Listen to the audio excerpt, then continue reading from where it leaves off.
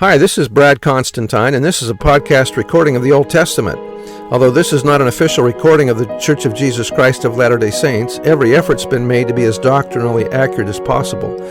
I'll be using for the text the Joseph Smith translation of the Old Testament, along with many commentaries from general authorities of the Church, BYU professors, Bible scholars, and others. This format will be very detailed, and so if you want a deep analysis of the Old Testament, you come to the right place. Thanks for your attendance. Welcome back. This is going to be for Esther chapter 3. Vashti the queen refused to bring the king his crown at his command. Virgins were brought to the king so he could choose the next queen. Mordecai brings his cousin Esther to the king. The king chooses, I think it might be his niece. The king chooses Esther because of her great beauty. Her name in the Persian tongue means a star. All right, verse 1.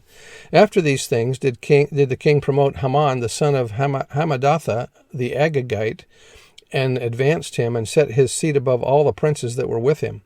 And all the king's servants that were in the king's gate bowed and reverenced Haman, for the king had so commanded concerning him. But Mordecai bowed not, nor did him reverence. Then the king's servants, which were in the king's gate, said unto Mordecai, Why transgressest thou the king's commandment? Now it came to pass, when they spake daily unto him, and he hearkened not unto them, that they told Haman to see whether Mordecai's matter would stand, for he told them that he was a Jew. And when Haman saw that Mordecai bowed not, nor did him reverence, then was Haman full of wrath. And he thought scorn to lay hands on Mordecai alone, for they had showed him the people of Mordecai. Wherefore Haman sought to destroy all the Jews that were throughout the whole kingdom of Ahasuerus, even the people of Mordecai.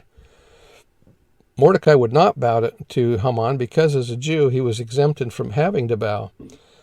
Haman was not just asking for allegiance, but to be worshipped, which Mordecai would not do. If Mordecai would not bow on religious grounds, then all the Jews would do the same, which made Haman want to kill all the Jews.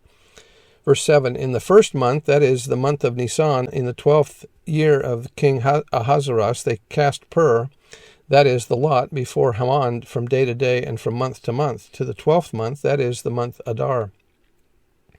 And Haman said unto the king, There is a certain people scattered abroad and dispersed among the people in all the provinces of thy kingdom, and their laws are diverse from all people. Neither keep they the king's laws, therefore it is not the king's profit to suffer them. If it please the king, let it be written that they may be destroyed. And I will pay 10,000 talents of silver to the hands of those that have the charge of the business, to bring it into the king's treasuries. And the king took his ring from his hand and gave it unto Haman, the son of Hammedatha, the Agagite, the Jews' enemy. And the king said unto Haman, The silver is given to thee, the people also, to do with them as it seemeth good to thee.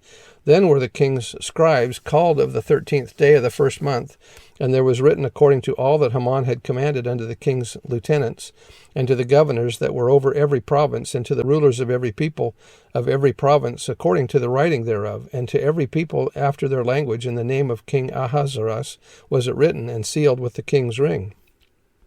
And the letters were sent by posts into all the king's provinces, to destroy, to kill, and to cause to perish all Jews, both young and old, little children and women, in one day, even upon the 13th day of the 12th month, which is the month Adar, and to take the spoil of them for a prey. The copy of the writing for a commandment to be given in every province was published unto all people, that they should be ready against that day. The posts went out, being hastened by the king's commandment, and the decree was given in Shushan the palace. And the king and Haman sat down to drink, but the city Shushan was perplexed. By chance, or by the Lord's intervention, the date chosen to kill the Jews was 10 or 11 months from the time of the decree. Haman's plot was to get the Jews to leave the kingdom and leave their stuff behind to enrich Haman. With God's help, it also allowed a sufficient amount of time for the Jews to avert Haman's plot. So that's the end of the chapter, and we'll see you next time. Bye.